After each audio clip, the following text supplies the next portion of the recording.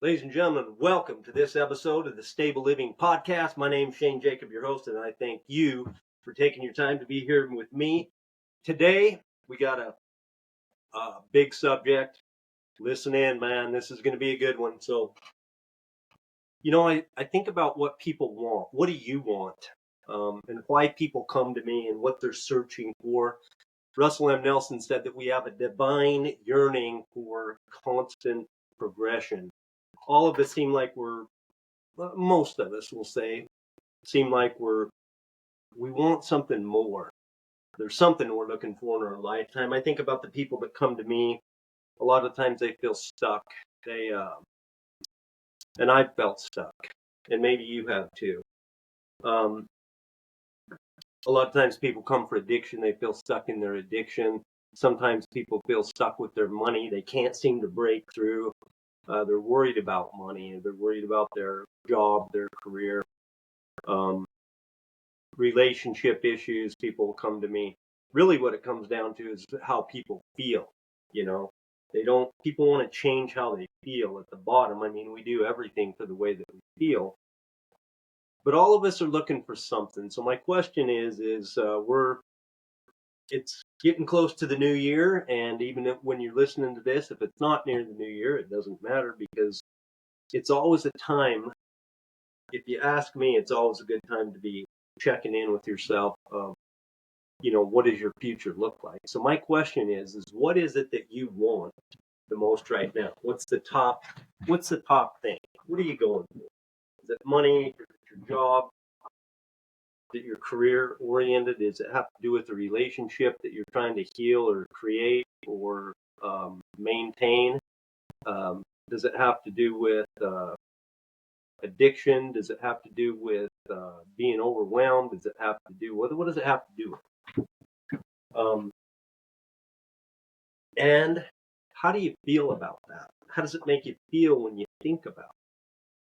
Why do you listen to this podcast? I mean, you must be here. We're talking about horses and humans, so you're either that interested in a little bit about horses or at least about something about personal development. So what's driving it? What's behind it? What is it that you want to accomplish in this lifetime? Usually a big thing is the gap between who and where we are and who and where we want to be. The gap between who we are and who we want to be, and that gap between what we have and what we want to have. Filling those gaps causes us a lot of angst, I guess, a lot of stress, because we think we should be who we want to be, and we think we should have what we want to have, and we may not have it. There's a gap there, and filling that gap, closing the gap, getting to the things to be able to have what we want and be who we want to be, seems to cause a lot of stress in people's lives. And most of the time what we're out there looking for is we're looking for a system. We need somebody to break it down so we can go through. Just tell me the steps. I'll go through the steps. I don't care what they are. Give me the steps, man. Give me the outline and I'll go ahead and do it. I just want to close this gap. Can't you see I want to close this gap? Whatever the gap is for you. And so we're looking for a system. I have a little bit of a system, but you have to remember a lot of times why we haven't had a lot of successful systems is that sometimes it's a good system, but it's backfiring or self-sabotaging, because at the root of all behavior is the foundation of behavior. Okay, the root and the core, when you boil it all down to what's totally inside, when you really look at it, when you really go into introspection and find out what's going on, it's all going to come down to the foundation of belief, which is what you believe to be true about you. And I talk so much about it, and I talk about improving the way that we see ourselves and our self-image. The question is, what I don't cover a lot is how to go about getting it done. You can think you're amazing. Well, what if you don't? What if you don't believe it? It's not as simple as that. It's not as simple as an affirmation or sometimes just simply changing a thought. The beliefs that we have that we believe to be true about ourselves, about our value, our self-beliefs are the foundation of everything that we do. Everything is coming through that lens of how we see ourselves, how we interact with people, what they say and do to us.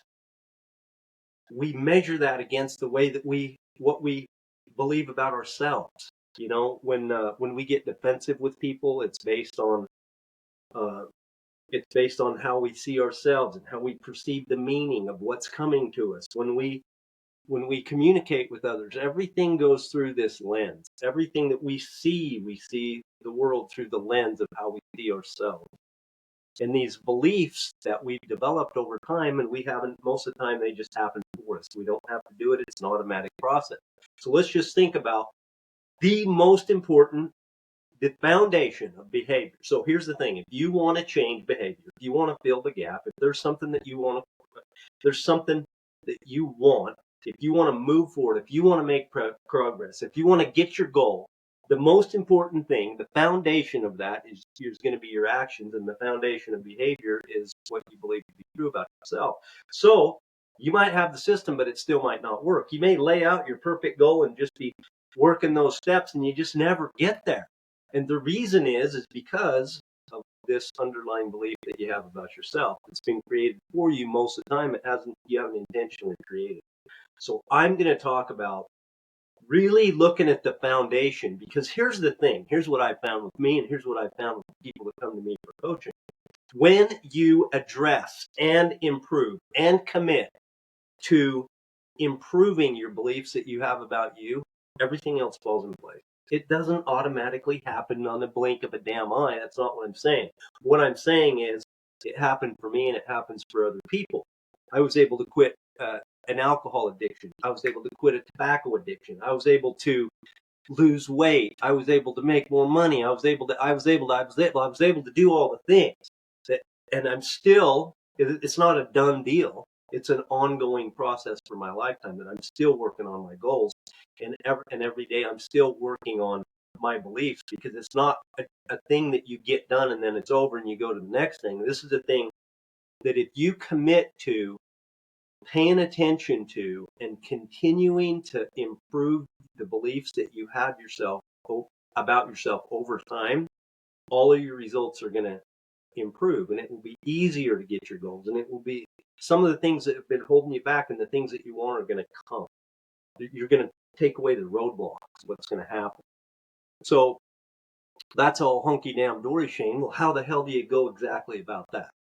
You got this belief, you don't even know about it. Let's just talk about again how beliefs are created. You know what happens for us, and it's a magical process. It's a good thing in some ways, and sometimes it's not.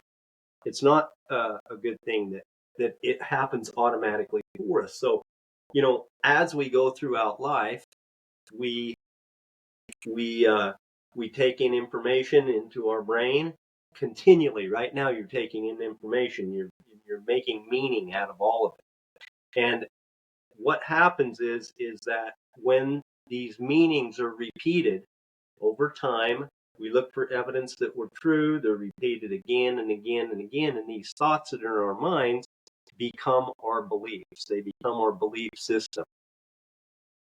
And that becomes the foundation for our behavior. We operate on our beliefs. Now, we have thousands and thousands and thousands of beliefs. I believe that this is a shade of brown, and this is a brown or saddle-colored hat I have on, and I believe this is a Coke Zero. So what I'm talking about specifically today is your self-beliefs, okay? What I'm saying is what you believe to be true about yourself. And specifically, more importantly today, is your value, okay? I'll talk more about that. So I'm going to do a short series on belief creation and creating intentional beliefs, rather than just going with the default. Here's the thing with the default, okay? All this happens in the background. Most people, a lot of people, we won't say most, a lot of people live and die without putting a lot of thought into or intentionally going about changing or creating their own beliefs. We just are born. These beliefs are created by our brain. We operate through the lens of them, and then we die. Okay? Those beliefs a lot of times can hold us back from the greatness that's inside of us. Okay? Because some of those beliefs may not be serving. They might not be helping us get the things we want. They might not be helping other people around us either. Okay? Because here's the thing: the default leans towards a negative self-image. Don't ask me why. Okay? I can't give you the answer why. I just think that it's our challenge as human beings. Here's the thing: you talk to a therapist, you talk to, one of the things that really opened my eyes was hearing Brooke Castillo, a life coach for over 20 years, that has coached thousands and thousands and thousands of people, say that every single issue that she dealt with thousands of people over 20 years came down to their own personal worthiness. All of them. Like I said, talk to a therapist. Look at the research that is done on self-esteem and our relationship with ourself and our self-value and so on and so forth. I am here to tell you, this is not for people that have a problem with this. This is a challenge. This is a challenge of the human experience. All of us, to some degree, have a belief inside of us that in some way, to some degree, that we are a little bit less than, that we're a little bit inferior somehow, that we don't quite measure up in this or that or part of this or something. It's going on, and it's something that we, if we become aware of, that's the first step, the big step that I'm going to talk about today. But it's something that doesn't have to be a permanent situation. It's not just the way it is. It might be the way it is right now, but understanding the process and how beliefs are created and how we can create our own intentional beliefs, and we can override the default that's going to tell us somehow that we're just a little bit defective. Okay. And that's the way it is. That, like I said, this is for everybody. And I'm going to just go with me on this. Okay. Just follow me through this. Okay. So you're not going to need therapy. And I'm not saying maybe you will, but most of the time you don't need therapy to be able to change your belief. Okay. So if some big time hard trauma has been involved in your life, I'm not saying that you don't ever need therapy. I'm just saying that basic belief change, and a lot of the time, you don't need therapy and you don't need years. Okay, you do need consistency. It's not something that's going to happen in the blink of an eye. Little thoughts, you can change little thoughts, and a lot of times they'll happen immediately. But beliefs, okay, beliefs are thoughts that have been repeated, and your brain has evidence that it's true because it has proved to yourself.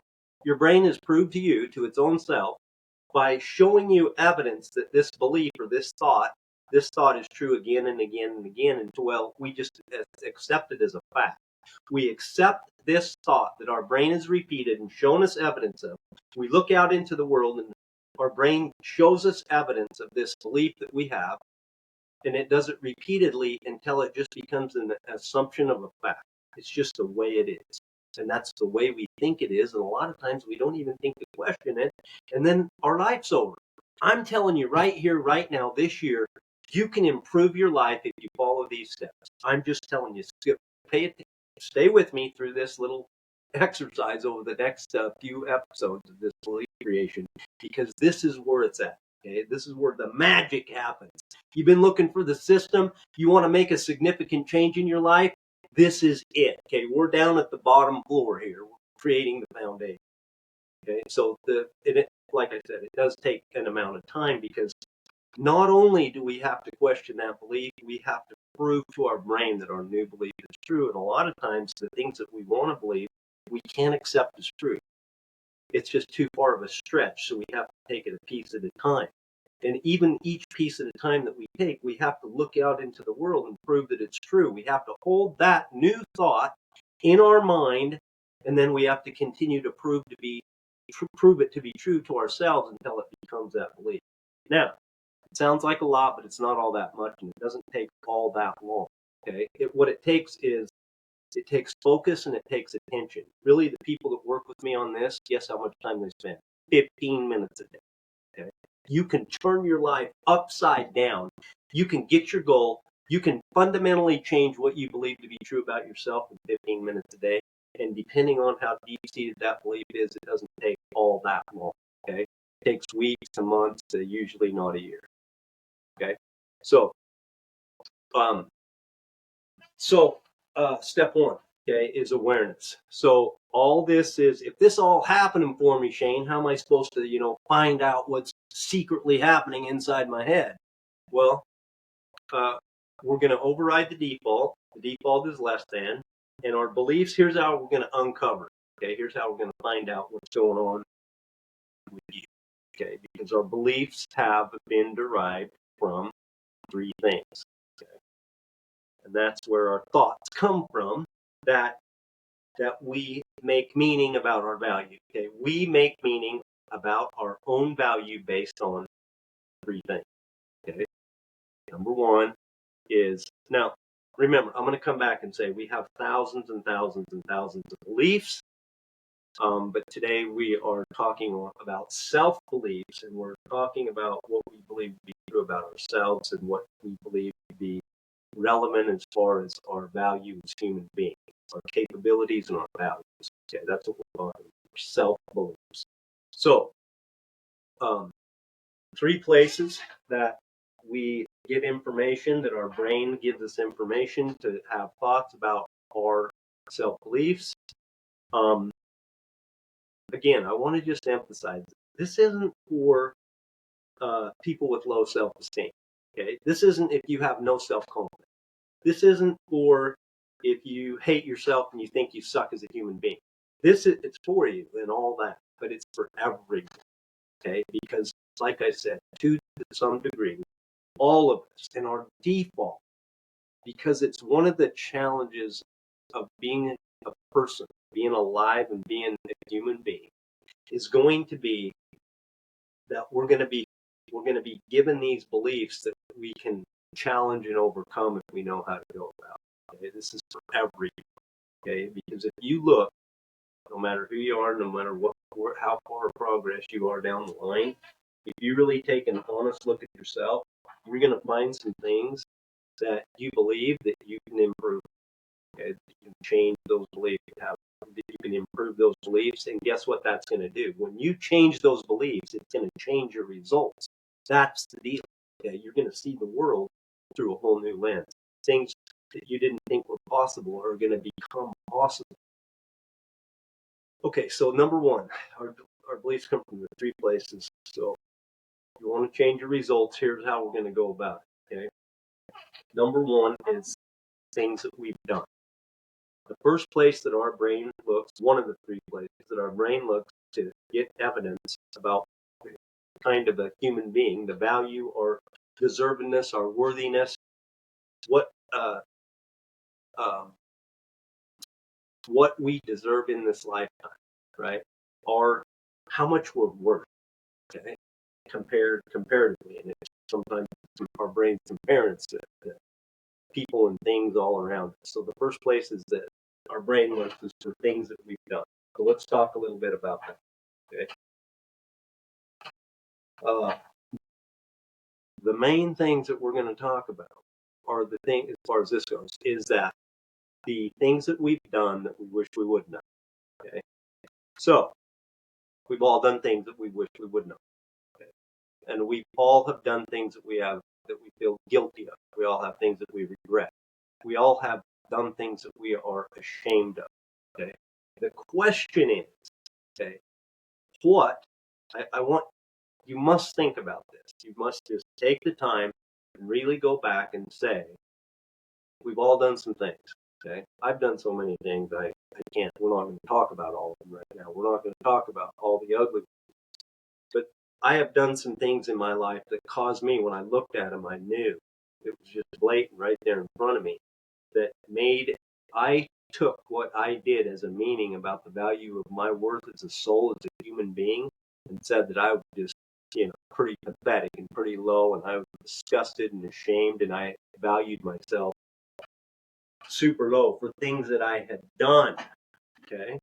Now, you may be thinking, well, hell, Shane, you did those terrible things, and why wouldn't you? Doesn't that mean you're not all that good of a human being? I guess as we're going to say that you automatically believe that, and I'm going to ask you to accept that the idea, if you can, that regardless of what you've done, it doesn't affect your value as a human being. I mean, that's a lot right there. That's a lot to accept. To actually be able to, we hear this, to separate your behavior, things that you've done, from your value as a soul, as a person. Just knowing that it's possible to be able to have 100% perfect value and nothing can change that. Just the fact that you were born gives you that. Now you can do some stupid stuff. You can make some mistakes. You can do some stuff on purpose that was wrong. You're going to do some things you regret, some things that you feel guilty for, and some things you're ashamed of. That's part of being a human being. The question is what meaning are you going to accept about those things? Or how much are you going to let that change your value as a human being? Because that's what we do. Our brain assigns meaning to us that says we are deficient, we are defective, we are not as good at, we are less than. Something is seriously wrong here. We don't deserve this. We're not good enough because of those things that we've done. I need you just to think about it. Think about all the things. Think about the things. Think about the things that you've done in your lifetime. Okay. Now, we've also done things that our brain said, hey, that was awesome, Shane. You did a great job. You're good at that. Hold on to those. You need to remember those too. Right now, we're talking about beliefs that are going to come on the negative side. So we're focusing right now on uncovering beliefs that you may have about things that you've done. Okay. So if you take the time and actually go back through your history, start at your childhood, maybe it just comes to you right now. Maybe it's on pretty close to the surface and you can draw it right up and you can know what it is. Write it down. Okay. Think about it. And I want you to think about how you feel about it and really think about what the fact that you did that thing means about you. Right now, just do that. Just become aware of it. Just think about what you're making it mean about yourself and how it makes you feel. Okay. Now, that's going to take a little bit of time, which we don't have right now. So I need you to actually spend time to do this. We're moving on to the second thing. The second thing is that our brain makes meaning and gives us these beliefs about is things that we have not done. Okay. Things that we have not done. And our brain thinks that we should have done, but we didn't do. Okay. So things that we haven't done. And usually we have guilt and shame and regret for things that we didn't do. Okay. We didn't do this. We missed that opportunity. We didn't, for me, I wasn't there for my kids the way I wanted to be because I was drunk every day. Okay. That's a big thing that I didn't do. I didn't show up as a parent the way that I needed to be for my kids. I just didn't do it, and it's gone. It's over. So what am I? The question for me is what do I make that mean about me? Okay. Now, maybe your thing isn't that big. Maybe it's bigger. It doesn't even matter what it is. The question is what have you not done, and what are you making that mean about you in this lifetime? And how much have you thought about it? A lot of times it just takes some time and some introspection. I'm asking you that if you want to make significant change and get away the barriers that seem to keep blocking you and making you feel stuck, to take time to think about these things and really uncover them, write them down. Write down really go back and go in and say, what does that mean about me? What do I think that means about me? And then just think for a minute about how that makes you feel. Okay. The last thing is what has been done to us. Okay. The third thing that we make meaning about ourselves is that things that have been done to us, what we've experienced in the world. Now, this can be anything from an awful traumatic experience that we had when, things of abuse and such, or it can be smaller things. Benjamin Hardy, in his book "Personality Isn't Permanent," tells a story about an 80-some-odd-year-old lady that he met in a class who told him that she wanted to draw children's books or be an illustrator, I think, for children's books, if I have this right. She wanted to be an artist, okay? But when she was in her 20s or early 30s, okay, so 50 years ago, 50 years prior, she was in her first art class, or maybe it was in college. I don't know when it was. It was at some time in the past. Uh, she was in an art class, and her teacher had told her that she didn't have, had looked at, pulled up one of her drawings and looked at it in front of the class and told her in front of the class that she didn't have the ability to do this project that they were doing. She didn't have the native ability to be able to be a good artist. Okay. Um, it seemed, I'm not really telling the story perfectly accurately because I got my interrupted by my phone there, but what she said was basically the teacher was critiquing one specific work of, an assignment that she did, and she took this meaning that because this one assignment he wasn't happy with, or he didn't think it was a great job, that she didn't have the ability to be an artist. The thing that she had wanted to do, and for 50 years she wished that she could have done it because it was her life dream. It's what she wanted to do in her lifetime. She never could, according to her, because of what happened in this class. I have one more example. I know somebody um, very closely, and maybe these kind of stories can relate to you too if you think about it. But this person that I know very closely, let's say it was in third grade or something like that, and they were in the choir, and the teacher told them not to sing but to mouth the words. Okay. Now, you tell that to a third grader, and this person that I know is in their mid 50s and will not sing ever. Okay. So just think what the world missed out on in that person because they took a meaning that they were a terrible singer, had a terrible voice, and for their a good part of their lifetime uh, didn't sing ever. Maybe alone in their car, maybe, but even that they say is a tough thing because they firmly believe that. So these are things that, like, and in let's come back to. So there's an example. Let's come back to the really traumatic cases of trauma and abuse. You know, it's very easy for our brains are just going to take on meaning about what that means about it. And it's not going to be the kind of meaning that we want to have. People do evil acts against one another, and the victims believe it, their brains give them ideas about why that happened, about their own value. Okay? Because this happened to me, because this abuse happened to me, it means that I am blank, okay? Deficient, defective in some way. Okay, those are what the automatic meanings that we get to try to make sense out of this. Okay, and we can keep and hold on to those things for our whole lives, and they affect everything. They affect all of our results. Now, trauma. We may have talked about this, but dealing with trauma is basically rewriting the past. It's changing the meaning of what that happened, what we make that meaning event mean about us. It's changing the meaning. That is the process of healing trauma. Okay, and we can do that. It's a belief shift. Now, it's changing what we believe about what happened, and that's exactly the same thing we're doing right here. Some trauma, I refer out to therapy if it's a sure,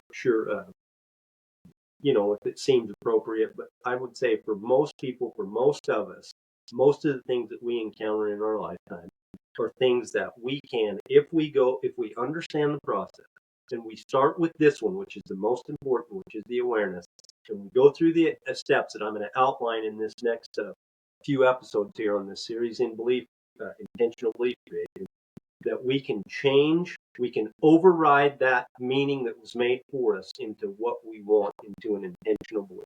Okay, so what we've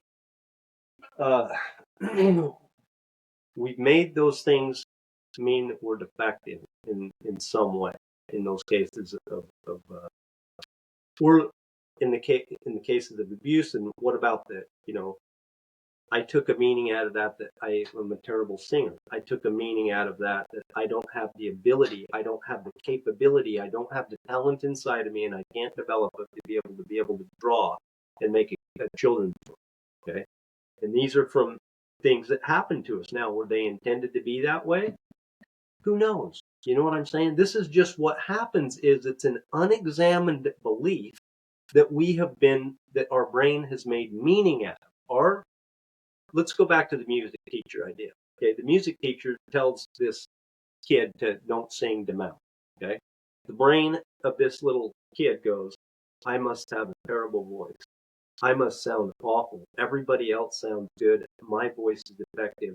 I can't sing. I don't sound good.